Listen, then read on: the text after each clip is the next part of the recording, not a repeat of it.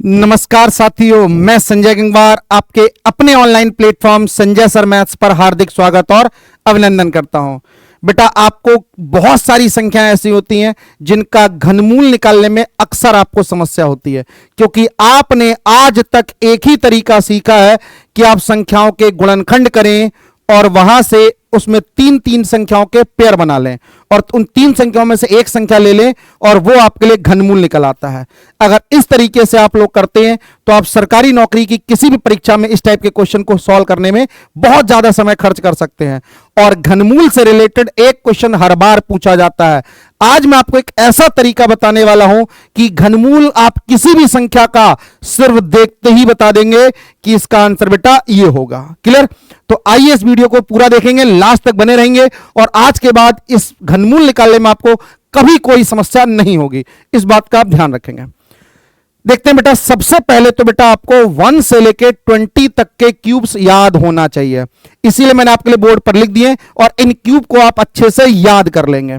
और अगली लाइन आपको बेटा यह पता होना चाहिए 0 5 1 4 9 6 2 3 7 8, ये वही संख्या है जो वर्गमूल में भी यूज करवाई थी मैंने आपको, अगर आप लोगों ने वीडियो देखा हो तो अगर बेटा किसी संख्या का आखिरी अंक 2 है, 3 है, 7 है, 8 है, अगर दोबारा सुनो, यदि किसी संख्या का आखिरी अंक 2 है, 3 है, 7 है या 8 है तो वो संख्या के इकाई का अंक उसके संख्या के घनमूल में इकाई का अंक, जैसे यहां पर आखिरी अंक 3 है तो इसके घनमूल में इकाई का अंक जो होगा वो 10 में से माइनस करके होता है बेटा।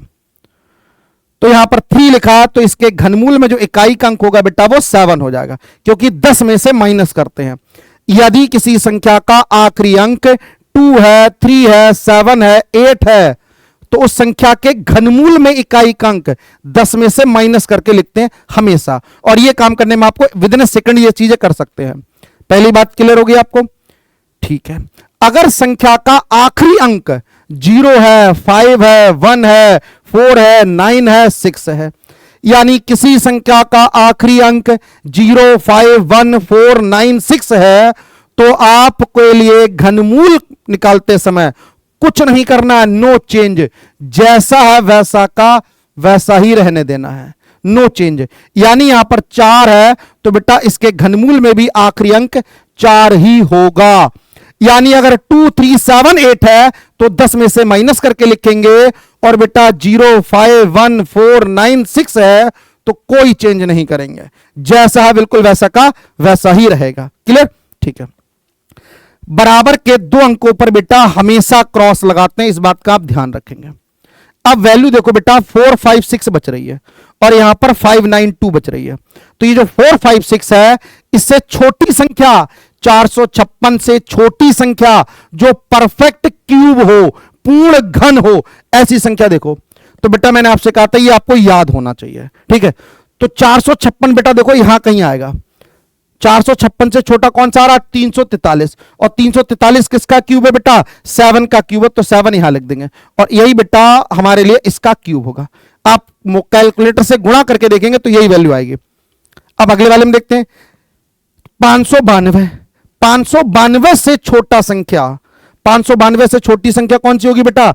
512 होगी, और 512 का घनमूल कितना होता है? 8 होता है, तो यहां 8 लिख देंगे, 84 आ जाएगा। बात आपके लिए क्लियर हुई? इसी तरीके से कुछ और मैं आपके सामने प्रैक्टिस के लिए क्वेश्चन रखता हूं जिनका आंसर आप विद इन सेकंड से दे सकते हैं। कैसे करके? देखो लास्ट में बेटा कितना लिखा गया? 2, तो आपको पता है बेटा अगर संख्या का आखिरी अंक 2 3 7 8 है तो 10 में से माइनस करके लिखते हैं, बिल्कुल लिखते हैं। तो यहां पर 2 आया तो 10 में से 2 माइनस करेंगे, 8 आ जाएगा।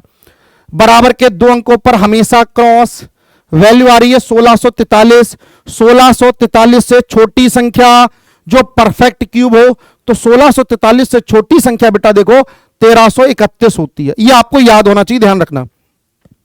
कौन सी होती है? 1331 होती है, जो कि किसका क्यूब होता है? 11 का। तो इसका आंसर हो जाएगा बेटा 118। ठीक, इसी तरीके से एक छोटी संख्या और लिखता हूं बेटा मैं यहां पर 1404928, लास्ट में कितना? 8, 10 में से 8 घटाओगे कितना बचेगा? 2, दो अंकों पर क्रॉस, 1404 से छोटा कौन सा होगा बेटा? 1331 ही होगा, वो किसका होता है? 11 का। बहुत बढ़िया, एक एक सेकंड में आंसर आप कैलकुलेट कर सकते हैं। इसे देखो एक, अब 051496 से आ गया तो एक से एक ही रहेगा, कोई चेंज नहीं करेंगे।